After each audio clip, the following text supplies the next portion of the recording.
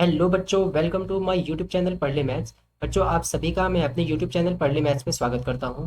बच्चों, आप लोगों के लिए मैं आज इंग्लिश की एक सेशन लेके आया हूं, जिसमें मैं आप लोगों के लिए इंग्लिश की पोइट्री सेशन से कुछ वीडियोस बनाने वाला हूं। बच्चों, इससे पहले मैंने हिंदी के लिए एक वीडियो बनाई थी अलंकार की, जो कि आपके बोर्ड के एग्ज़ाम में अलंकार का जो क्वेश्चन आया सेक्शन में, उसमें 5 में से 4 क्वेश्चन हमारी वीडियो से आए हैं।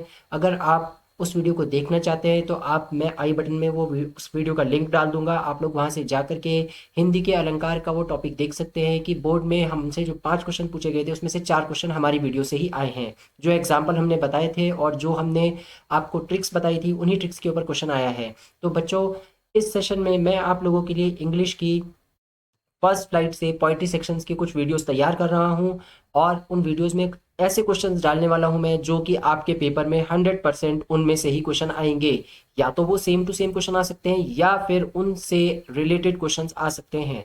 तो आप लोग मेरे चैनल पे बने रहें, मेरी सारी वीडियोस को देखते रहें, चैनल को सब्सक्राइब कर दें, बेल बटन को प्रेस कर दें, ऑल नोटिफिकेशन को ऑन कर दें, जिससे जो भी आने वाली वीडियोस हैं वो आप तक पहुंचती रहें। और अपने फ्रेंड्स के साथ ज़्यादा से ज़्यादा शेयर करें, और अगर आपको वीडियो पसंद आए तो कमेंट भी ज़रूर करें। ठीक है बच्चों, तो आज का ये सेशन बहुत ही इंपॉर्टेंट होने वाला है आप लोगों के लिए, क्योंकि इंग्लिश के पोइट्री सेक्शन से ये वीडियोस आने वाली हैं आपके पास, और 100% आपके पोइट्री सेक्शन से यहाँ से हमारे चैनल से वीडियो ज़रूर आएगी पेपर में। आपके क्वेश्चन ज़रूर आएंगे, और वो क्वेश्चन आपके इस चैनल की वीडियोज़ के थ्रू ही होंगे। ठीक है बच्चों, यानी जो हम अपनी वीडियोस में बनाने वाले हैं वो आपके लिए इंपॉर्टेंट होगा, और उसमें से ज़रूर आपसे बोर्ड में क्वेश्चन पूछे जाएंगे।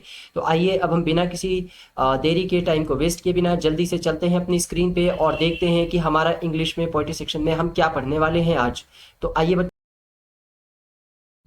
तो welcome to student in our YouTube channel Padh Le maths. और आइए अब हम स्क्रीन पे आ चुके हैं। तो बच्चों, आज का जो हमारा टॉपिक है वो है डस्ट ऑफ स्नो, जो कि रॉबर्ट फ्रॉस्ट के द्वारा लिखी गई है पोएम। और इस पोएम के बारे में हम लोग आज की इस वीडियो में पढ़ने वाले हैं। ये पोएम हो सकता है आपके एग्जाम में आ जाए। इस पोएम के अंदर टोटल 2 स्टेंजास हैं बच्चों, और हमें दोनों ही स्टेंजास को विद एक्सप्लेनेशन एंड उसके क्वेश्चन आंसर्स भी हम लोग करने वाले हैं। तो मैं आपको दोनों स्टेंजा को अच्छे तरीके से समझाऊंगा, इंग्लिश एक्सप्लेनेशन भी दूंगा, हिंदी एक्सप्लेनेशन भी दूंगा, वर्ड मीनिंग्स भी बताऊंगा, और साथ में हम उसके क्वेश्चन आंसर्स को भी देखेंगे। और जो क्वेश्चन आंसर्स आपके लिए तैयार किए गए हैं वो बहुत ही ज़्यादा इंपॉर्टेंट है बच्चों, बिकॉज कि ये क्वेश्चंस मैंने इस पूरे स्टेंजा का निचोड़ निकाला है, और इससे अलग कोई भी क्वेश्चन नहीं बनने वाला। तो आपके लिए 99% चांसेस हैं कि सेम टू सेम क्वेश्चन आ सकते हैं, या फिर इससे रिलेटेड क्वेश्चन आएंगे बोर्ड में। तो आप लोग ध्यान से वीडियो को देखें, और आप लोग मेरे साथ जुड़े रहें, और फटाफट से हम स्टार्ट करते हैं अपनी वीडियोस को। तो आइए हम सबसे पहले स्टेंजा नंबर 1 की तरफ मूव करते हैं बच्चों। तो हमारा स्टेंजा नंबर 1 आ रहा है, आपके सामने स्क्रीन पे आ चुका है। तो स्टेंजा नंबर 1 हमें क्या कहता है? कहता है, the way a crow Shuk down on me the dust of snow from a hemlock tree. फिर से एक बार रिपीट करते हैं स्टेंजा नंबर 1 को। The way a crow Shuk down on me the dust of snow from a hemlock tree. बच्चों, सबसे important चीज क्या है? सबसे इंपॉर्टेंट चीज है यहाँ पर दो। आपको इस स्टेंजा को अपने दिमाग में याद रखना है कि स्टेंजा की लाइंस क्या थी, एंड सेकंड चीज, ये स्टेंजा कौन सी पोएम से लिया गया है। तो हेमलॉक ट्री से आप याद रख सकते हो, और क्रो से कि ये stanza dust of snow poem से लिया गया है, और इसके पोएट मिस्टर रॉबर्ट फ्रॉस्ट हैं। ये बहुत ही कॉमन क्वेश्चन है बच्चों, जो अक्सर पेपर में आपसे पूछा जाएगा कि स्टेंजा कौन सी पोएम से लिया गया है और इसके पोएट का नाम क्या है। तो आपको याद रखना है हेमलॉक ट्री और क्रो इसके हिंट है, जिससे आप ये याद रख पाओगे कि ये डस्ट ऑफ स्नो से ली गई है और रॉबर्ट फ्रॉस्ट के द्वारा लिखी गई है। अब इसके बाद सेकंड चीज क्या होती है स्टेंजा से, जो हमारे लिए इंपॉर्टेंट होती है, वो होता है वर्ड मीनिंग। किसी भी स्टेंजा में कुछ ऐसे वर्ड जरूर होते हैं जो बहुत ही इंपॉर्टेंट होते हैं, खास होते हैं, और हमें उन वर्ड्स के वर्ड मीनिंग याद करके जाने हैं बच्चों एग्जाम में। बिकॉज एग्जाम में जो सेकंड क्वेश्चन, कॉमन क्वेश्चन आपसे पूछा जाएगा, वो उन्हीं वर्ड्स का एंटोनिम्स या सिनोनिम्स पूछा जाएगा। तो आइए हम देखते हैं कि आखिर हमारे इस स्टेंजा में वो कौन से 2 इंपॉर्टेंट वर्ड हैं जिसका याद रखना हमारे लिए बहुत ही इंपॉर्टेंट है। तो सबसे पहला वर्ड है बच्चों डस्ट ऑफ स्नो, और डस्ट ऑफ स्नो का मतलब क्या होता है? Particles of snow. यानी कि आप जो डस्ट ऑफ स्नो यहाँ पर देख पा रहे हैं, उसका आपको मीनिंग याद रखना है एग्जाम के पॉइंट ऑफ व्यू से, बिकॉज यहाँ से आपसे डायरेक्ट क्वेश्चन पूछा जा सकता है कि डस्ट ऑफ स्नो का मीनिंग बताइए, या फिर आपसे इसका एंटोनिम्स और सिनोनिम्स पूछा जा सकता है। तो बच्चों, वीडियो बहुत लंबी हो जाती है, इसलिए मैं एंटोनिम सिनोनिम्स इसमें नहीं डाल रहा हूँ। एंटोनिम सिनोनिम्स आप खुद से सर्च करके याद कर लीजिए। दूसरा हमारे पास यहाँ पर इंपॉर्टेंट जो वर्ड है वो है हेमलॉक ट्री। हेमलॉक ट्री एक बहुत ही इंपॉर्टेंट यहाँ पे वर्ड है बच्चों। हेमलॉक ट्री से गारंटीड 100% मेरा मानना है कि क्वेश्चन जरूर बनेगा अगर ये स्टैंजा बोर्ड में पूछा जाता है आपसे। तो हेमलॉक ट्री का सबसे पहला क्वेश्चन तो यही बन सकता है कि इस हेमलॉक ट्री का क्या मतलब है।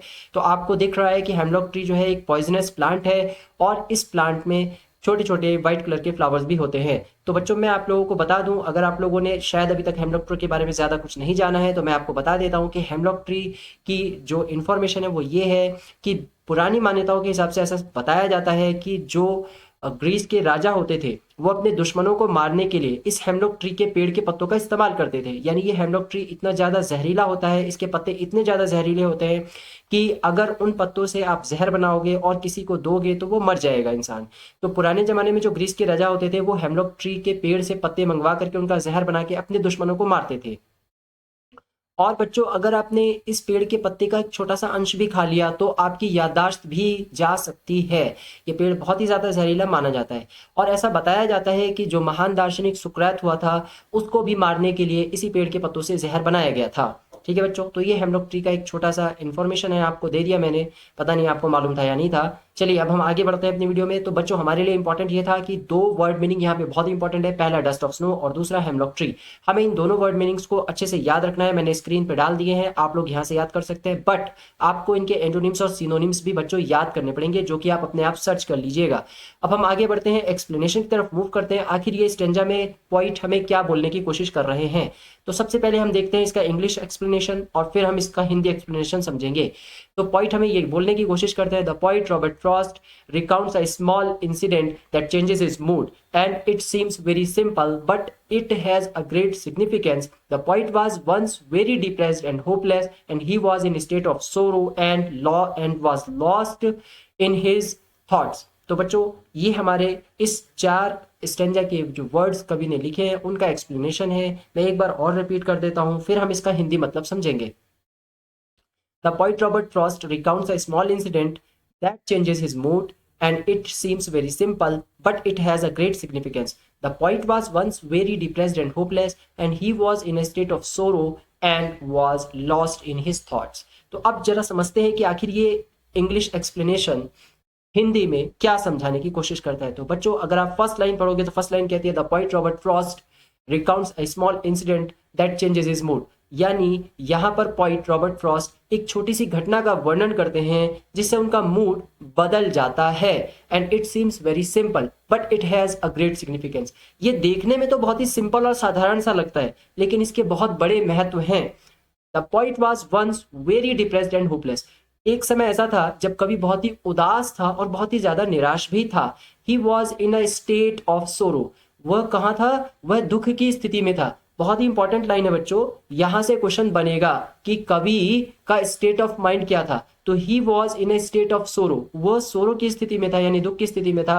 And he was lost in his thoughts, और वो अपने विचारों में खोया हुआ था। ये लास्ट का जो एक्सप्लेनेशन है बच्चों ये बहुत ही इंपॉर्टेंट है आप लोगों के लिए। यहां से एक क्वेश्चन 100% बनने वाला है पेपर में कि स्टेट ऑफ माइंड क्या था पॉइंट का।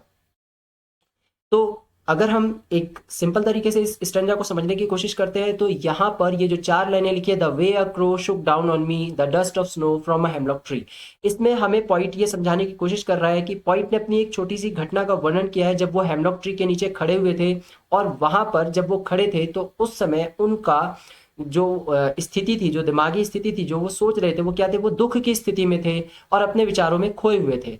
ठीक है बच्चों, ये हमने अभी सिर्फ आधा समझा। अब हमारी जो लास्ट की दो लाइनें हैं उनके बारे में हम समझते हैं, the dust of snow from a hemlock tree. अब हम इन लाइनों का एक्सप्लेनेशन देखते हैं कि क्या होता है। आगे हम बढ़ते हैं अपनी वीडियो में।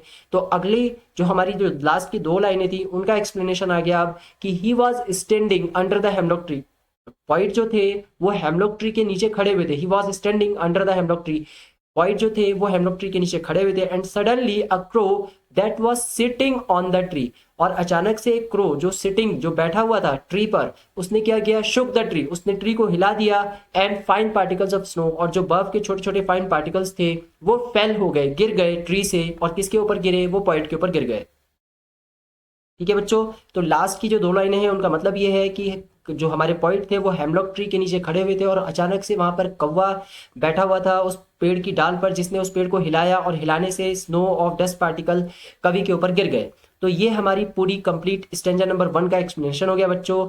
यानी कि इस पूरे स्टेंजा में सिंपल सी एक बात हुई है कि हमारे कवि यहाँ पर एक छोटी सी घटना का वर्णन कर रहे हैं और वो ये बताने की कोशिश कर रहे हैं कि वो उदास थे, काफी निराश थे और हेमलॉक पेड़ के नीचे खड़े हुए थे, लेकिन अचानक से एक कौवे ने पेड़ की डाल को हिलाया जिससे कवि के ऊपर एक बर्फ का टुकड़ा गिर गया और इससे कवि का मूड बदल गया। तो यानी इस स्टेंजा में बच्चों कवि ने ये बताया कि उनका मूड कैसे बदला। आइए अब हम इस स्टेंजा के ऊपर इंपॉर्टेंट क्वेश्चंस देखते हैं बच्चों। ये बहुत इंपॉर्टेंट क्वेश्चंस है और ये इस पूरे स्टेंजा का निचोड़ है। यानी बोर्ड में अगर ये स्टेंजा आता है तो 99% गारंटी लेता हूं मैं कि आपकी इसी क्वेश्चन में से क्वेश्चंस आएंगे या फिर इससे मिलते जुलते हुए क्वेश्चन आएंगे।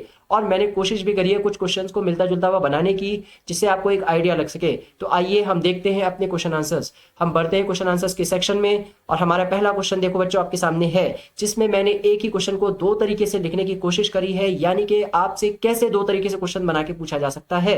तो क्वेश्चन है where was the crow, crow कहां पर था, and where did the crow sit, और क्रो कहां पर बैठा हुआ था। अब आप खुद सोचो बच्चों कि दोनों क्वेश्चन एक ही है कि क्रो कहां पर था या कहां पर बैठा हुआ था, हमें इस बात से कोई मतलब नहीं है, आंसर तो एक ही बनेगा। लेकिन फिर भी मैंने दो आंसर लिखने की कोशिश करी है और आपको ये बताने की कोशिश करी है कि आप भी दो आंसर बना सकते हो पेपर में, लेकिन आपको लिखकर केवल एक ही आना है। जो आपको आसान लगे आप उस वाले को याद कर लो। तो where was the crow, crow कहां पर था, the crow was on a hemlock tree, crow hemlock tree पर था। और where did the crow sit, crow कहां पर बैठा हुआ था, the crow sat on a branch of hemlock tree. तो देखो दोनों क्वेश्चन में सिर्फ इतना डिफरेंस है कि एक में हमने बताया कि क्रो जो था वो हेमलॉक ट्री पर था, लेकिन दूसरे में हमने बताया कि क्रो जो बैठा हुआ था वो हेमलॉक ट्री की ब्रांच पर बैठा हुआ था, यानी उसकी टहनी पर बैठा हुआ था। ठीक है बच्चों, तो यही दो चीजें हमने बताई हैं इस क्वेश्चन में, इसीलिए क्वेश्चन डिफरेंट है। तभी मैंने आपको बोला कि जितने क्वेश्चंस मैं इस वीडियो में बता रहा हूं इन्हीं में से पेपर में क्वेश्चन आएंगे और वो इसके आसपास से भी आ सकते हैं। अगर आपने सिर्फ इतने ही तैयार कर लिए तो आप यही आंसर लिख के आओगे, आपको फुल मार्क्स मिलेंगे। क्वेश्चन नंबर 2 की तरफ मूव करते हैं बच्चों। क्वेश्चन नंबर 2 क्या कहता है, what did it shake on the poet, उसने क्या शेक किया, and where did the crow do, या फिर what did the crow do, sorry what did the crow do, crow ने क्या किया। तो it shakes dust of snow on the poet, उसने क्या किया, डस्ट ऑफ स्नो पॉइंट के ऊपर गिरा दिया। ठीक है, हिला के गिरा दिया। थर्ड क्वेश्चन पे बढ़ते हैं बच्चों। थर्ड क्वेश्चन है what does the word rued mean, oh sorry ये क्वेश्चन स्टैंजा नंबर 2 से है बच्चों, लेकिन ये गलती से यहाँ पे आ गया। चलिए कोई बात नहीं, हम यहीं पे इसका मतलब समझ लेते हैं। रूड का मतलब आपसे पूछा जा रहा है, मीनिंग क्या है रूड का। Rued means held in regret, यानी हेल्ड इन रिग्रेट आपको ये स्टैंजा नंबर 2 में है रूड वर्ड। बच्चों मैंने अभी आपको बताया था कि जो डिफिकल्ट वर्ड आपके स्टैंजा में होंगे उनसे क्वेश्चंस जरूर पूछे जाएंगे। तो ये स्टैंजा नंबर 2 में है रूड वर्ड और वहां पर इसका मतलब है हेल्ड इन रिग्रेट। ठीक है, यानी उसको पछतावा होना। ठीक है, तो आगे हम बढ़ते हैं।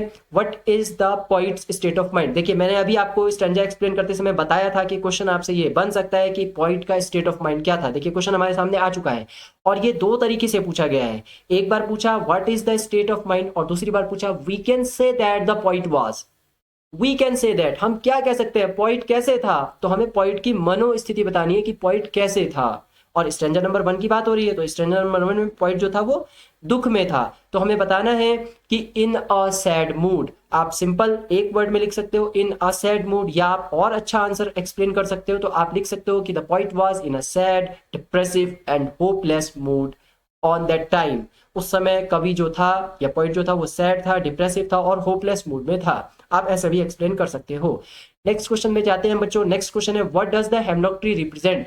हेमलॉक ट्री यहाँ पर क्या रिप्रेजेंट करता है। 100% ये क्वेश्चन आ सकता है, अगर ये स्टैंजा पेपर में आया तो हेमलॉक ट्री से क्वेश्चन जरूर होगा और 99% चांस है यही क्वेश्चन होगा कि हेमलॉक ट्री क्या रिप्रेजेंट करता है। तो बच्चों हेमलॉक ट्री के बारे में हमने मीनिंग पढ़ा कि it is a poisonous tree, ये एक पॉइजनस ट्री है, and it is considered auspicious, इसको बहुत ही ज्यादा अच्छा माना जाता था उस समय, लेकिन इट रिप्रेजेंट सोरो, लेकिन ये दुख को रिप्रेजेंट करता था। हेमलॉक ट्री रिप्रेजेंट यहाँ पे सोरो को कर रहा है। तो आपको ये याद रखना है कि हेमलॉक ट्री किस चीज को रिप्रेजेंट कर रहा था, इट रिप्रेजेंट्स सोरो। नेक्स्ट क्वेश्चन पे हम लोग मूव करते हैं बच्चों। नेक्स्ट क्वेश्चन है name the poem and the point. ये क्वेश्चन तो बच्चों बहुत ही इंपॉर्टेंट है, मैंने आपको स्टार्टिंग में ही बता दिया था कि आपसे पोएम और पॉइंट का नाम जरूर पूछा जाएगा, आपको बिल्कुल याद करके जाना है। तो आपके पास स्टैंजा नंबर 1 के अंदर 2 हिंट है, हेमलॉक ट्री एंड क्रो, और आपको याद रखना है उसे कि ये डस्ट ऑफ स्नो पोएम से आया है और इसके पॉइंट है Mister Robert Frost. Next question देखते हैं बच्चों, how did the crow change the poet mood? Crow ने पोइट के मूड को कैसे चेंज किया? आइए आंसर देखते हैं। The crow change the poet's mood by shaking down the dust of snow from a hemlock tree. उसने हेमलॉक ट्री को शुक किया जिससे कि डस्ट ऑफ स्नो गिरी और उससे पोइट का मूड चेंज हो गया। तो ये क्वेश्चन भी आपके लिए एक अच्छा क्वेश्चन है, इंपॉर्टेंट है। What fell off from a hemlock tree? Hemlock tree से क्या गिरा? हेमलॉक ट्री से क्या गिरा था बच्चों? डस्ट ऑफ स्नो गिरा था। तो मेरे ख्याल से आपको स्टैंडर्ड नंबर 1 समझ में आ जाना चाहिए। और बच्चों यही वो क्वेश्चंस है जो स्टैंडर्ड नंबर 1 से बन सकते हैं, इससे अलग क्वेश्चंस शायद बनेंगे, हो सकता है बन जाए, लेकिन मुझे उम्मीद है कि इन्हीं क्वेश्चंस में से कुछ क्वेश्चंस घुमा फिरा के आपके बोर्ड के एग्जाम में पूछे जा सकते हैं अगर ये स्टैंडर्ड पेपर में आता है तो। ठीक है बच्चों, तो आइए अब हम मूव करते हैं नेक्स्ट स्टैंडर्ड की तरफ जो है हमारा स्टैंडर्ड नंबर 2। और अब हम देखते हैं कि स्टैंडर्ड नंबर 2 में हमें क्या दिया गया है। तो आगे उसी स्टैंडर्ड के आगे पॉइंट अपनी बात को और आगे बढ़ाते हुए क्या कहते हैं, has given my heart a change of mood. यानी यहां पर अब कवि का मूड चेंज हो चुका है। And saved some part of a day I had rued. और कवि ने अब जो है पछतावा छोड़ करके अपना, ये देखिए रूड वर्ड आ गया बच्चों। अभी हमने देखा था रूड वर्ड का मतलब रिग्रेट, यानी कवि ने अब पछतावा, जो पछतावा हो रहा था उन्हें, जो दुख में वो डूबे हुए थे, उसको अब उन्होंने छोड़ दिया। और वो क्या कर रहे हैं, सेव सम पार्ट, और वो अपने कुछ जो समय जो बच गया है उनके पास समय, उसको अपने पूरे दिन के समय को बचाने की कोशिश कर रहे हैं पॉइंट यहाँ पर। तो इन 4 लाइनों में हमें यही बताया गया। अभी हम इसका एक्सप्लेनेशन देखने वाले हैं, लेकिन सबसे पहले हम यहाँ पर देखते हैं वर्ड मीनिंग, जो कि पेपर में इंपॉर्टेंट पॉइंट है और जरूर हमसे पूछा जाता है। तो मैंने आपको बताया था कि वर्ड मीनिंग आपसे जरूर पूछे जाते हैं। तो आइए देखते हैं यहाँ पर कौन से वो वर्ड मीनिंग है जो इंपॉर्टेंट है हमारे लिए। पहला है मूड। मूड का मतलब स्टेट ऑफ माइंड। तो आपसे डायरेक्टली क्वेश्चन पूछा जा सकता है what is the meaning of mood, तो आप डायरेक्टली लिख दोगे स्टेट ऑफ माइंड। और ऐसा भी हो सकता है कि आपसे मूड का एंटोनिम्स या सिनोनिम्स पूछ लिया जाए पेपर में, तो ये एंटोनिम्स सिनोनिम्स बच्चों आपको खुद से ढूंढ करके याद कर लेने हैं। दूसरा क्वेश्चन है रूड, जिसका मतलब होता है हेल्ड इन रिग्रेट। और ये क्वेश्चन मैंने आपको अभी स्टैंडर्ड नंबर 1 में दिखाया था कि रूड वहां पर आ गया बाय मिस्टेक। तो कोई बात नहीं, आप वहां भी याद कर सकते हो, यहाँ भी याद कर सकते हो, पोएम तो एक ही है। तो बच्चों ये हमारे वर्ड मीनिंग हो गए मूड और रूड। मूड का मतलब हो गया state of mind and rued का मतलब हो गया हेल्ड इन रिग्रेट। आइए अब हम बढ़ते हैं एक्सप्लेनेशन की तरफ कि आखिर स्टैंडर्ड नंबर 2 का एक्सप्लेनेशन क्या है। तो स्टैंडर्ड नंबर 2 को फिर से एक बार पढ़ लेते हैं। Has given my heart a change of mood and saved some part of a day I had rued. तो फर्स्ट 2 लाइन के लिए हमने यहाँ पर एक्सप्लेनेशन देखा, स्क्रीन पर आपके आ चुका है। आप लोग देखिए क्या एक्सप्लेनेशन है। When the soft and cold snowfall on the point, it changed his mood and from the state of sadness to happiness। ये बड़ी इंपॉर्टेंट लाइन है बच्चों कि जब पॉइंट का मूड चेंज हुआ तो कैसे चेंज हुआ, तो पॉइंट का मूड सैडनेस टू हैप्पीनेस में चेंज हुआ। तो ये क्वेश्चन बन सकता है आपके सामने पेपर में कि पॉइंट का मूड कैसे चेंज हो रहा था, तो आपको बताना पड़ेगा कि सैडनेस टू हैप्पीनेस में चेंज हो रहा था। तो आप लिखोगे when the soft and cold snow fell on the poet it changed his mood from the state of sadness to happiness. He started feeling soothed, peaceful. यानी अब कवि कैसा फील कर रहे थे, हाउ दे कैन फील। तो he started feeling सूद यानी कि पीसफुल एंड रिफ्रेश्ड, और वो रिफ्रेश्ड फील कर रहे थे, तरोताजा महसूस कर रहे थे। This simple incident help him enjoy the remaining part of the day. ये एक छोटा सा सिंपल सा जो इंसिडेंट था, एक छोटी सी जो घटना थी, इसने कवि को अपना जो बचा हुआ दिन था वो एंजॉय करने का एक चांस दे दिया, एक मौका दे दिया। And he thus become very happy as it saved his rest of the day. और इससे कवि बहुत ही ज्यादा खुश हो गए क्योंकि अब वो अपने बचे हुए दिन को एंजॉय कर सकते थे। And wasted from being wasted, बल्कि उसको बर्बाद करने से ज्यादा वो एंजॉय कर पा रहे थे। एंड हेल्ड इन रिग्रेट, और उनको अब कोई पछतावा भी नहीं हो रहा था इस बात का। तो फिर से मैं एक बार आपको समझा देता हूं। When the soft and cold snow fell on the point, it changed his mood from the state of sadness to happiness. He started feeling soothed, peaceful, and refreshed. This simple incident helped him enjoy the remaining part of the day, and he thus became happy as it saved his rest of the day from being wasted and held in regret. तो अब जरा हिंदी में समझते हैं इसको, आखिर के क्या समझाने की कोशिश की गई। बोला गया कि कवि के ऊपर जब नर्म और ठंडी बर्फ गिरी तो उनका मूड उदासी से खुशी में बदल गया और वह शांतिपूर्ण या शांत या फिर अपने आप में तरोताजा महसूस करने लगे। और इस साधारण सी घटना ने उन्हें पूरे दिन भर का आनंद लेने में मदद की। यानी अब वो खुश हो गए, अब वो एंजॉय करने लगे अपने पूरे दिन को, और इस प्रकार वह खुश हो गए और इससे उनका शेष दिन बर्बाद होने और पछतावे से बच गया। यानी वो किसी दुख में रहते, किसी सुरों में रहते और वो पछताते रहते। जैसे कभी होता है, आप लोगों के साथ भी कभी हुआ होगा कि कभी आप बड़े दुखी हो, अंदर से कुछ मम्मी ने डांट लगा दी, टीचर ने मार दिया, पापा ने कुछ कह दिया, तो आप दुखी होके बैठ जाते हो। तो सेम इंसिडेंट कवि के साथ था, लेकिन उन्होंने अपना पूरा दिन खराब नहीं किया बल्कि उसको एंजॉय किया। तो सेम आपको भी करना चाहिए। आपके अंदर एक पॉजिटिव थॉट्स होने चाहिए जो कि हम आगे स्ट्रेंजा में देखेंगे कि अगर कभी आप नाराज, मतलब कभी अगर आपका मूड खराब भी है तो आप एक पॉजिटिव थॉट लेके चलो और आप अपने पूरे दिन को वेस्ट मत करो बल्कि एंजॉय करो अपनी लाइफ को। आगे बढ़ते हैं बच्चों, अब हमारी दो लास्ट की जो दो लाइनें हैं उनका मीनिंग समझते हैं। And saved some part of the day I had rued. तो अब हम देखते हैं यहाँ पे और हमारे पास ये हुआ कि स्टेंजा में बताया गया हमें कि वह खुश हो गया और उसका शेष दिन बर्बाद होने से बच गया। तो अब हम आइए हम आगे बढ़ते हैं। आगे हम बढ़ते हैं बच्चों, अब हमारे पास आता है क्वेश्चन आंसर का सेक्शन। तो अब हम देखते हैं कि ये स्टेंजा नंबर 2 के क्वेश्चन आंसर हमसे क्या पूछे जाने वाले हैं। तो सबसे पहला क्वेश्चन हमारे सामने है बच्चों, of what change does the poet mention here. Point ने यहाँ पर किस तरीके का चेंज मेंशन किया है। तो पॉइंट ने यहाँ पर किस तरीके का चेंज मेंशन किया है बच्चों, आप लोगों को पता है पॉइंट ने यहाँ पर अपने मूड के बारे में बात करी है कि उनका मूड चेंज हो गया था। तो उन्होंने क्या मेंशन किया है, the poet mention the changes of mood here. Second question देखते हैं बच्चों, कहता है whose part of the day has been saved. किसका पार्ट ऑफ द डे बचा, सेव किया गया। द पॉइंट का बचा था, the poet parts of the day has been saved. Third question है what is the rhyme scheme of the passage. Rhyme scheme या rhyme scheme आप बोल सकते हो बच्चों, राइम बोला जाता है वैसे तो इस वर्ड को, तो राइम स्कीम बोल सकते हो, रीम स्कीम बोल सकते हो। तो आपको ये बड़ा इंपॉर्टेंट है समझना, ये क्वेश्चन अक्सर पेपर में पूछा जाता है कि rhyme scheme of the passage क्या है। तो आइए जरा देखते हैं राइम स्कीम क्या होता है बच्चों। बच्चों देखो राइम स्कीम का मतलब क्या होता है, आप लोग स्टेंजा को जरा ध्यान से देखना। स्टेंजा के अंदर जो सबसे लास्ट वर्ड होता है बच्चों, सबसे लास्ट वर्ड, इसी को हम लोग ध्यान से पढ़ते हैं और इसी को हम लोग बोलते हैं राइम स्कीम।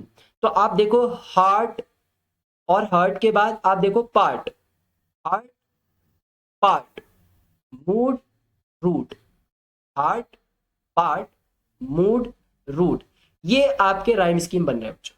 राइम स्कीम का मतलब बेसिकली क्या होता है कि बिल्कुल सेम तरीके की साउंड निकलेगी वहां से, और वो स्टेंजा के हमेशा लास्ट में ही वर्ड होंगे, वो हमेशा वर्ड्स स्टेंजा के लास्ट में होंगे और अल्टरनेट होंगे, कभी भी एक साथ नहीं हो सकते। यानी अगर पहला वर्ड आपको फर्स्ट लाइन में मिलेगा तो इसका राइम वर्ड हमेशा थर्ड लाइन में मिलेगा। अगर आपको पहला वर्ड सेकंड लाइन में मिलेगा तो इसका राइम वर्ड हमेशा आपको फोर्थ लाइन में मिलेगा। ये अल्टरनेट चलते हैं बच्चों। तो पेपर में पहचानना बहुत ही आसान होता है राइम वर्ड को। आप फर्स्ट और थर्ड को पढ़ने की कोशिश करो, क्या ये सेम साउंड निकाल रहे हैं, हार्ट पार्ट मूड रूट। अगर ये सेम साउंड निकाल रहे हैं, उसी तरीके की साउंड आ रही है, तो ये आपके राइम वर्ड्स बन गए। ठीक है बच्चों, तो हमारे पास यहाँ पर क्वेश्चन था कि राइम वर्ड बताइए। तो हमने देखा कि राइम वर्ड हमारा क्या हो रहा है, यहाँ पर हमारा राइम वर्ड हो रहा है heart part and mood rued. Next question पे बढ़ते हैं बच्चों, who is the poet and who is I in these lines. यहाँ पर पॉइंट कौन है और आई यहाँ पर किसके लिए रिप्रेजेंट किया जा रहा है। तो आपको पता है कि पॉइंट का नाम है मिस्टर रॉबर्ट फ्रॉस्ट। अगले क्वेश्चन पे बढ़ते हैं। अगला क्वेश्चन है what had given the point a change of mood. Point का चेंज कैसे हुआ मूड। तो the falling of dust of snow, जो डस्ट ऑफ स्नो फॉल हुई है उसकी वजह से यहाँ पर पॉइंट का मूड चेंज हुआ है। तो ये हमारे पास नेक्स्ट क्वेश्चन हो गया बच्चों। अगले क्वेश्चन की तरफ बढ़ते हैं। अगला क्वेश्चन है what did the point think of that day. बहुत ही इंपॉर्टेंट क्वेश्चन है, 100% पेपर में पूछा जा सकता है अगर ये स्टैंजा पेपर में आता है तो, कि पॉइंट क्या सोच रहे थे उस दिन। और इस क्वेश्चन को दूसरे तरीके से कैसे पूछा जा सकता है, what did the point decided, point ने क्या डिसाइड कर रखा था। दो चीजें क्वेश्चन में बन सकती है हमारे सामने। आंसर क्या हो सकता है, the poet earlier wasted the day. पहले तो कवि का पूरा दिन पॉइंट का वेस्ट हो रहा था, बट लेटर, लेकिन बाद में उन्होंने रियलाइज किया, रिवाइव किया और अपना डे था, जो उनका डे उनका वेस्ट हो रहा था, उसको उन्होंने रेस्ट ऑफ द डे को सेव कर लिया, बचा लिया वेस्ट होने से। ठीक है बच्चों, तो आंसर में हमने लिखा था point earlier wastage the day. पहले तो वो अपने दिन को वेस्ट कर रहे थे, but later revive the spirit. फिर उनको ये रियलाइज हुआ, रिवाइव किया उन्होंने कि अपने दिन को उन्होंने बचा लिया और एंजॉय किया। ठीक है, लास्ट एक और क्वेश्चन देखते हैं बच्चों, what did the crow do the hemlock tree. पेड़ पे कौवा क्या कर रहा था, उसने क्या किया, the crow shook the hemlock tree, उसने शुक कर दिया, उसने हिला दिया हेमलॉक ट्री को। लास्ट क्वेश्चन है बच्चों ये हमारी आज की इस वीडियो का, what is the underlying message for us in our hectic life with reference to the poem dust of snow. ये जो हेक्टिक लाइफ होती है, हेक्टिक लाइफ मतलब बच्चों व्यस्त जीवन, बिजी लाइफ, आप सभी की लाइफ बहुत बिजी है, सभी की लाइफ बिजी है, तो उस हेक्टिक लाइफ के बारे में इस पोएम से हमें क्या रेफरेंस मिल रहा है या क्या समझाने की कोशिश करती है ये पोएम हमें, या हमें इस पोएम से क्या सीख मिल रही है। तो ये एक बहुत ही इंपॉर्टेंट क्वेश्चन है। ये किसी स्टैंजा 1 या स्टैंजा 2 से नहीं पूछा जाएगा, बल्कि ये पूरी पोएम के रेफरेंस में आपसे पूछा जा सकता है। तो ये क्वेश्चन किसी भी स्टैंजा के साथ आ सकता है, फर्स्ट के साथ भी और सेकंड के साथ भी। बहुत ही इंपॉर्टेंट क्वेश्चन है, इसको आप लोग जरूर याद करके जाए। आंसर देखते हैं बच्चों क्या है। फर्स्ट की लाइनों तो कॉपी की गई है क्वेश्चन से ही। The underline message for us in our hectic life with reference to the poem dust of snow is that we would enjoy हमें एंजॉय करना चाहिए नेचर को, अटमोस्ट बहुत ज्यादा एंजॉय करना चाहिए नेचर के साथ। And we should have a positive outlook even towards simple acts. और हमें हमेशा पॉजिटिव थॉट्स रखने चाहिए अपने साथ, यानी एंजॉय नेचर को करना चाहिए। मतलब अगर कभी आप दुखी हो तो आप कहीं घूमने निकल जाओ, आप किसी टूरिस्ट प्लेस पर चले जाओ, यानी आप अपने दिन को एंजॉय करो। तो देखो पोइट भी जब दुखी था तो वो पेड़ के नीचे आके खड़ा हो गया था, और वहां पर उसको ऐसा उसका मूड ही चेंज हो गया। तो आप भी अगर कभी दुखी हो, किसी भी बात से परेशान हो, तो आप घूमने निकल जाओ, जिससे कि एक पॉजिटिव माइंडसेट हो और आपका मूड भी ठीक हो जाए।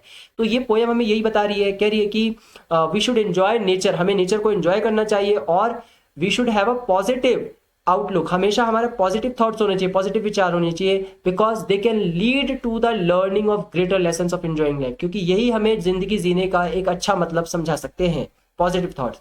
अगर पॉजिटिव थॉट्स नहीं है आपके पास तो आप अपनी लाइफ को डिस्ट्रॉय कर जाओगे, जैसे कवि कर रहा था, अपनी पूरी लाइफ को खराब करने की, मतलब अपने उस पूरे दिन को वो क्या कर रहा था, डिस्ट्रॉय कर रहा था। लेकिन बाद में उसे रियलाइज हुआ और उसने अपने मूड को चेंज किया और अपने पूरे दिन को एंजॉय किया। तो ये पोएम हमें यही समझाती है, और इसका रेफरेंस हमारी लाइफ से भी कुछ इसी तरीके से है। तो बच्चों ये सेशन यहीं पर हम कंप्लीट कर रहे हैं। ये फर्स्ट पोएम पोइट्री उठाई मैंने, डस्ट ऑफ स्नो, और इसके राइटर हैं मिस्टर रॉबर्ट फ्रॉस्ट। तो आप लोग जो है आपको ये वीडियो कैसी लगी, आप लोग मुझे कमेंट सेक्शन में बताइए। क्या आपको मेरी वीडियो पसंद आई, और आपको कैसी लगी है वीडियो, कमेंट कीजिए मुझे। और अगर आपको वीडियो पसंद आई है तो प्लीज़ लाइक कीजिए, मेरे चैनल को सब्सक्राइब कर दीजिए, बेल को प्रेस कीजिए, ऑल नोटिफिकेशन को ऑन कीजिए, जिससे मैं और जितनी भी वीडियो डालूँ इंग्लिश की वो जल्दी से पहुँचे आपके पास। और आप चैनल पे जुड़े रहिए। मैं अभी इंग्लिश की और भी वीडियोस डालने वाला हूँ आपके पॉइंट ऑफ पेपर के एग्जाम के पॉइंट ऑफ व्यू से। आज ये पहली वीडियो जा रही है, और इसके बाद लाइन टू लाइन आपके पास पोइट्री सेक्शंस की वीडियोस आने वाली हैं। और अगर बच्चों ये पोइट्री सेक्शन की वीडियोस आप तैयार करके चले जाते हो तो 100% आपका जो बोर्ड का पेपर आने वाला है वो इन वीडियोस में से ज़रूर होगा, और इनसे मिलते जुलते हुए क्वेश्चन आ सकते हैं, या फिर ये सेम टू सेम क्वेश्चन आ सकते हैं। तो बच्चों आज की वीडियो को यहीं पे हम एंड कर रहे हैं। आप सभी का चैनल पे जुड़े रहने के लिए बहुत बहुत thank you. Thank you for watching our YouTube channel Parle maths.